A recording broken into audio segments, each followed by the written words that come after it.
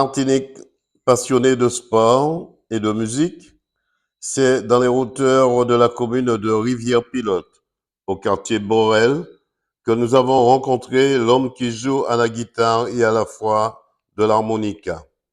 De plus, il est un passionné de l'émission 100% Sport. Il a tenu à nous raconter sa passion et son histoire après son handicap et sa réadaptation mentale et physique. Nous l'écoutons. Luc Destin, alors c'est vrai, comment cela vous est arrivé de jouer de la musique et quel est votre parcours sportif d'abord? Alors mon parcours était non sportif, parce que j'ai été interdit de sport à vie à ma naissance, puisque j'ai eu 5 maladies congénitales. Bon, à l'époque, heureusement pour moi, elles se sont un petit peu trompées pour le cœur. Mais enfin bon, maintenant, alors j'étais donc choisi par le gouvernement, encore une fois, en 1962, pour représenter la Martinique dans des écoles militaires préparatoires à Polytechnique, Saint-Cyr, les grandes écoles. Et on n'a été que 2 Martiniquais sur les 10 ans que j'ai passé là-bas. Euh, la chose, c'est que comme nos parents ont été mutilés pendant la guerre, tués, etc., donc le gouvernement prenait 350 enfants par année dans un centre militaire, mais dans les deux sens, hein, autant en bien qu'en mal. Et donc, quand j'ai eu 9 ans, j'ai été assez énervé de voir qu'on m'enfermait toujours pour pas que j'aille en sport, que j'ai toujours eu des interdictions. Je suis né en Martinique. Quand j'allais à l'Anse-Figuier, mon oncle qui habitait juste à côté là, il avait un bateau, mon oncle Paul, il partait en pleine mer avec toute la famille, mais moi, j'étais malade du cœur, faut rester sur le côté, faut pas, bon. Donc à l'âge de 9 ans, j'ai défoncé la porte. Je suis rentré dans le gymnase et tout ce que j'ai vu, je l'ai réalisé. Saut périlleux, saut de l'ange, c'était la gymnastique dans le gymnase. Et puis un jour, il y a eu une bagarre. Mon frère, il avait 10 ans et un militaire, il avait tabassé mon frère, donc j'étais obligé de le défendre. Et quand le capitaine m'a vu me battre avec le soldat, il m'a dit, écoute, demain, tu viens avec moi, je suis le responsable du rugby à l'école militaire, et je voudrais que tu joues au rugby avec nous. Et c'est comme ça que tu as embrassé cette discipline qui est le rugby. Alors ça, c'était mon sport préféré jusqu'à l'âge de 17-18 ans. Je venais de faire le tournoi d'Angleterre, j'étais le deuxième Martiniquais à rentrer en équipe de France. Il y avait Alain Bourgarel de Toulouse à l'époque. Comme il avait mal fini, il avait fait une mauvaise passe, et enfin tout le monde se rappelle avec Villepreux, tout ça. Et moi je suis rentré en junior, j'étais en junior. Donc un jour, on joue au rugby, on n'avait pas d'entraînement. À l'époque, c'était un peu de par les dons, surtout moi. Puis un jour, quelqu'un me dit, oui, tu as la réputation d'être un arrière incroyable, personne n'arrive à passer devant toi sans que tu le plaques. Et lui, là-bas, sa réputation, c'est que personne ne l'a jamais plaqué, personne ne peut le plaquer. Autrement dit, le ballon passe, mais le bonhomme ne passe pas, quoi. En France, c'est la guerre, le sport. Et on n'a pas le temps de vivre des émotions que les gens appellent positives, mais ça c'est autre chose. Bon, autrement, ben, j'ai été accueilli partout, j'étais bien apprécié. Maintenant, la Martinique a sa particularité d'avoir beaucoup de jalousie autour de nous. Et j'ai vécu cette chose-là à 100%, hein, dans toutes les coutures. Donc finalement, à choisir, je crois que je vais en partir là bientôt. Je préférerais rester là où j'irai parce que j'ai l'équipe de France à entraîner, à l'INSEP, à Nice. C'est beaucoup plus intéressant que de rester tout seul comme ça là pendant 10-15 ans. À la campagne, c'est bien, c'est génial, je m'ennuie pas, je suis très bien. Mais j'ai envie de faire autre chose. Qu'est-ce que le retour, justement, qu'est-ce que ce retour natal t'a apporté? Bah, il m'a apporté des choses que j'aurais jamais eues en France. J'aurais jamais été champion du monde si j'étais en France. J'étais quand même déjà champion de France, mais je pouvais pas être champion du monde. Ça pouvait pas se faire. C'est pas la même mentalité. Moi ici, je peux m'entraîner, j'ai tout ce qu'il faut, je m'entraîne tout seul. Mais là-bas, il fait froid, il y a l'asthme, il y a la bronchite asthmatiforme, il y a la maladie de cœur, tout ça qui se développe à profusion. Tandis qu'ici, le pays est beaucoup plus favorable. Alors, c'est vrai, dans ce pays favorable, tu as pu faire ta rééducation tout seul en marchant. Comment ça s'est passé?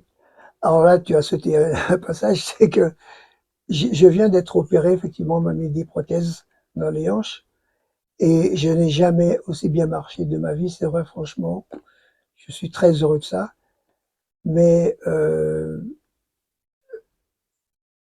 depuis 10 ans, j'essaie de préparer les Jeux Olympiques de Paris.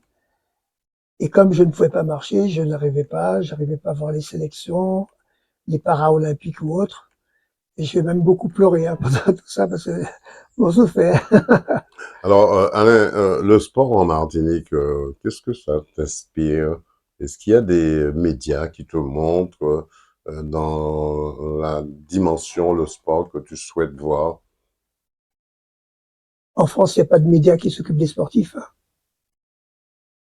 Que ce soit bien fait. Par exemple, moi j'ai rencontré Camille Alexandre au début, mais il m'a époustouflé.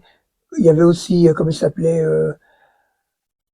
euh, Christian Georgil, Mhm. que j'ai connu en France. Quand j'étais champion de France, il est venu nous chercher avec Yannick Noah, tous les Noirs de France qui avaient été champions de France dans l'année et champions internationaux. Et j'avais fait une sélection pour les Jeux Olympiques de Los Angeles et les championnats du monde de Madrid. Donc, on est arrivé à Tropic FM. Tu connais Tropic Tropic FM? FM, oui. Bon, ça venait d'ouvrir. Et Mhm. Christian Georgi faisait partie des créateurs. C'est un gars qui est éblouissant, hein, franchement. Il n'y a pas que des qualités comme nous tous, mais au niveau professionnel, c'est un homme que j'admire beaucoup. Aujourd'hui, tu regardes régulièrement 100% Sport tous les lundis sous KMT. Est-ce que tu as une réaction sur cette émission? Ben, la réaction, c'est l'expression de ma passion. Je suis passionné de sport, donc tout ce qui est sport m'attire. Par exemple, ce qui m'a fasciné ces derniers temps, c'est le troisième âge, ce que vous avez fait là. J'ai été même frappé de voir il existe maintenant des médecins spécialistes du sport, des activités physiques comme Adapté. adaptées, et d'autres encore. Bon, Ça, Alain, qu'est-ce qu'on peut te souhaiter, je sais pas, pour ta santé d'une part, mais pour tes projets? Qu'est-ce qu'on peut te souhaiter pour tout ça?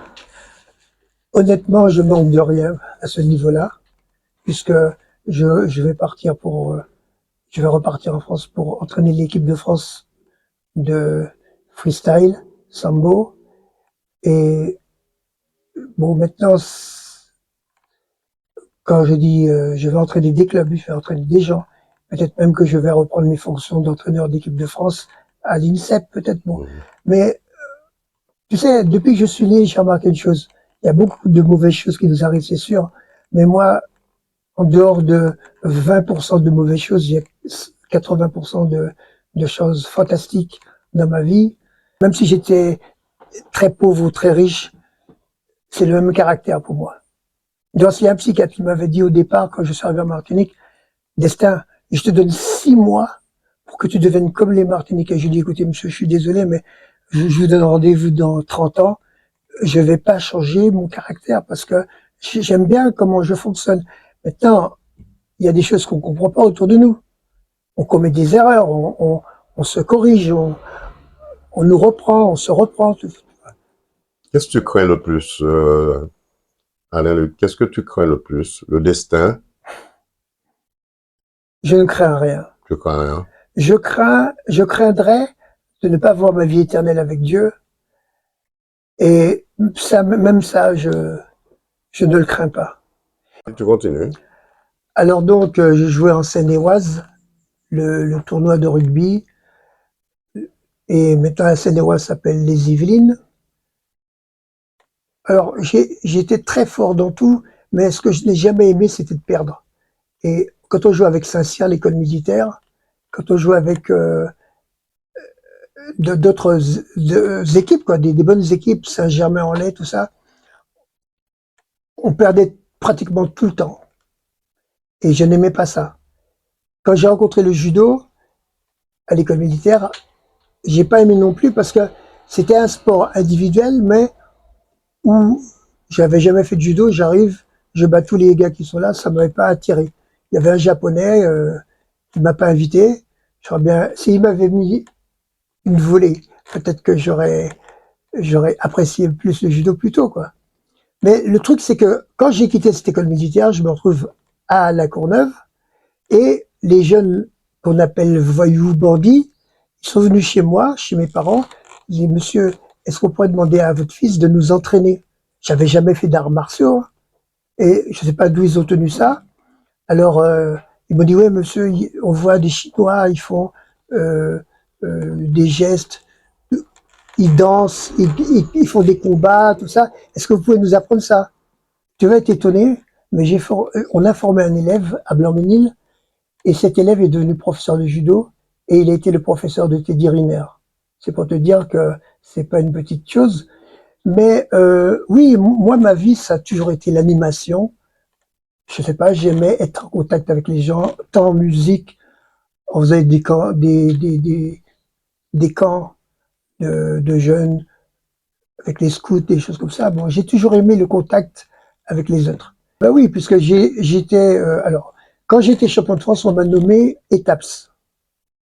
Et on m'a donné la médaille d'argent de la Génération Sport parce que j'avais vraiment très, très, très bien brillé ce jour-là. Qu'est-ce qu'on peut te souhaiter? Dernière question. Enfin, j'ai déjà programmé, par exemple, si je pars un certain temps, faut pas que ça s'arrête, faut que ça se Il pérennise. faut qu'il y ait une Donc, continuité, quoi. donc j'ai déjà contacté des gens qui vont travailler éventuellement, si ça marche, avec moi. Et quand je suis pas là, ça va continuer. Et puis, surtout, les gens qui sont intéressés avec moi, ce sont des gens comme moi qui ont été gravement handicapés et qui s'en sont sortis. Bon, maintenant, j'arrive à marcher, je n'ai plus besoin de fauteuil électrique. Ce fauteuil-là, je l'utilise plus maintenant, sauf pour manger, mais voilà. Voilà, après la moto, le rugby, le judo, le sambo, le karaté, la musique, Alain-Luc Destin garde en lui la force tranquille et une volonté peut-être de quitter les Antilles. Il reste enraciné à sa culture, sa passion et sa Martinique profonde. Car, dit-il, seules les batailles qu'on ne livre pas sont perdues d'avance. Reportage Daniel Diaz, 100% sport, KMT Télévision.